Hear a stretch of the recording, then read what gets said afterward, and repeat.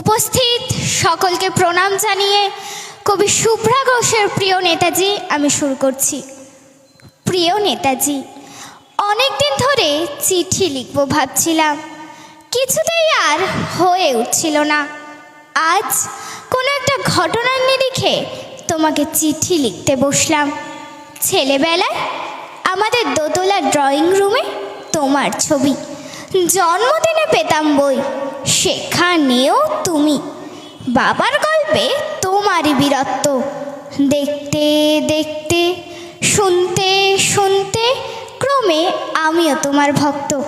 বাবা বলতেন ইন্ডিয়ায় আর একজন নেতাজির দরকার ছিল। মা গাইতেন বীর সুভাষের মহান দেশ। দাদু বলতেন ছেলেটাকে ওরা শেষ করে দিল। ঠাম্মার চোখে তখন আঁচলের খুঁট। এসবের মধ্যে বড় হওয়া আমিও কেমন একটা ঘোরের মধ্যে থাকতাম। ভাবতাম পারতে, তুমি সব পারতে। যদি আর একবার আমাদের মধ্যে তোমাকে পেতাম। আজ উত্তর 40 আমার একই ঘোর, তুমি পারতে। কেননা দেশের মাটিতে দেশপ্রেমের মতো জোরালো একটা ছাঁকুনি দেবার ক্ষমতা তখন আর কারোর ছিল না। এখনো আছে কি? তুমি হারিয়ে যাবার পর দেশে কত কমিশন বসেছে। ভারতের পূর্ব পশ্চিম উত্তর দক্ষিণে কোনো পীর, কোনো সন্ত, কোনো দয়ালু বৃদ্ধকে দেখে ভুল করেছে সবাই, ছুটে গেছে তুমি মনে করে, কিন্তু ফিরেছে মাথা নেড়ে।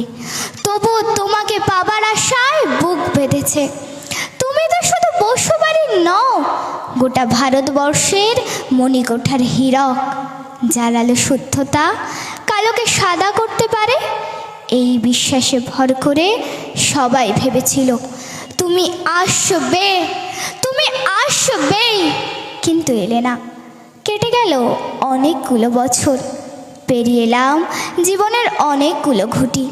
তুমি এখন বিমানবন্দরে, সভা সমিতিতে, রিসার্চ ব্যুরোতে, এমনকি ছেলের নামকরণেও। জানো, তোমার জন্মদিনটা এখন সবাই ছুটির দিন বলে আয়েশ করে, উপভোগ করে। আর ছেলেরা, তারা তো দেশের থেকে বিদেশের খবরে বেশি রাখে। আর মেয়েরা, তারাও স্বাধীনতার ভেলায় চড়ে হতচকিত। শুধু মাটিটা কাঁদে, সেই কান্না যেন ভূমিকম্প, খরা, এলেনীয় বন্যা হয়ে চারিদিক ভাসিয়ে দেয়। এখনো অভিমান করে শুয়ে থাকবে তোমার রেনকোজিতে? আর যখন ঘাড়ের ওপর AK-47 নিঃশ্বাস, রক্তের হরি খেলা ধর মেরেছে গিরে, তখন সরাও সেই আওয়াজ, আমি সুভাষ বলছি। মেয়েটা দৌড়ে এসে বলবে, মা মা দেখো উনি আসছেন। পাশের বাড়ির মেসমশাই ডাকবেন জানালা দিয়ে, বৌমা আমি বলিনি উনি ফিরে আসবেন।